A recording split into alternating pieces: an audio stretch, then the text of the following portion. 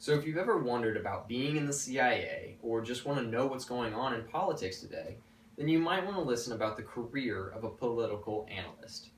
And the reason this is important is because the job of a political analyst is very important. And if they do their job incorrectly or just are not very good at their job, the world as a whole can become much less safe. And the second reason is with the election of the president coming up, it becomes a good time to really learn about what's going on in politics.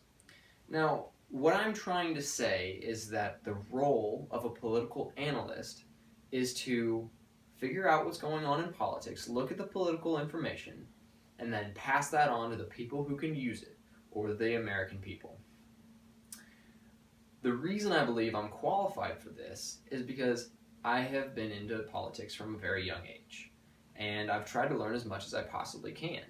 And I'm also a socio-political communications major. And I'd like to take a preview of what's going to go on in my speech, and that's three main points. What a political analyst is, what are some characteristics, and why those characteristics are important, and I'm going to talk about job opportunities. So to the first point, what they do, and this is from InsideJobs.com and MyMajors.com.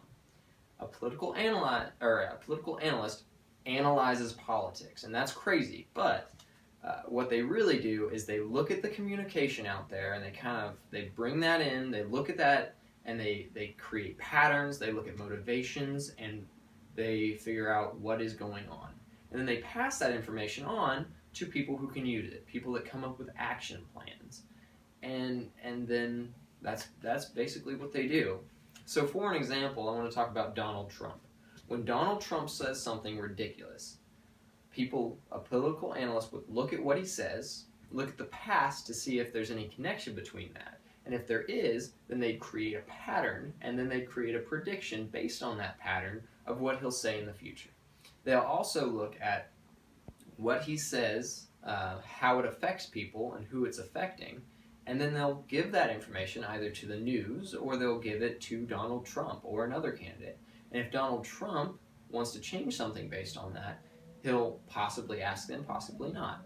That's up to him.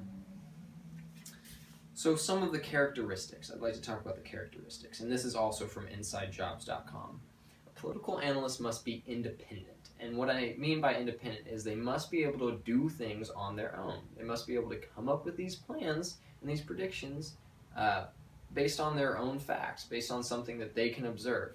They can't ask the news what's going on because the news is asking them what's going on. They can't they can't ask a candidate what's going on because they're telling the candidate what to do and what to say.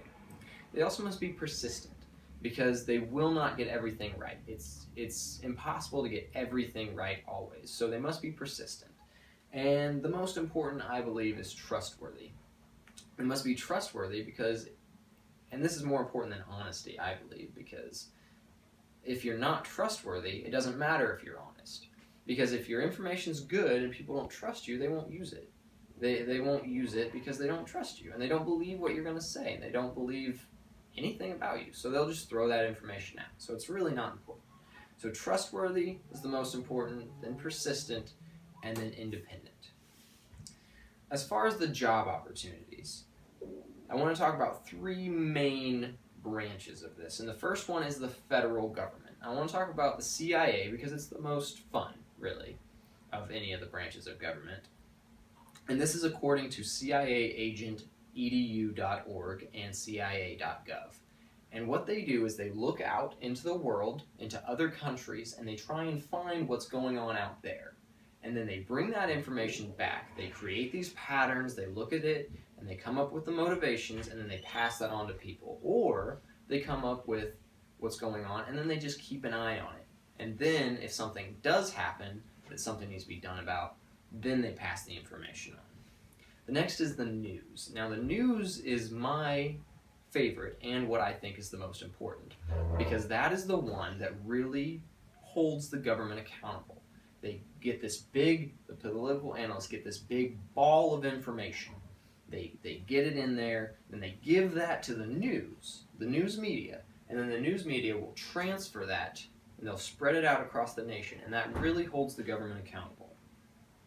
The last one is private interests, such as campaigns and private companies. Now, what they do there is for campaigns, they'll look at the candidates, they'll try and help them out.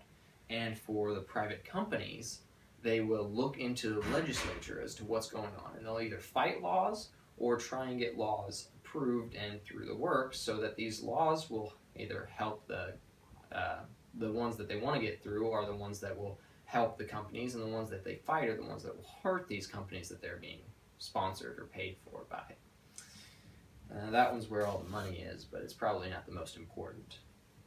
So I really want to talk about what exactly a political analyst is. And at the base of the pyramid is communication. They look out into the world and they see all the communication and they bring that in, and then they do something with that. They create these patterns. They do something with it.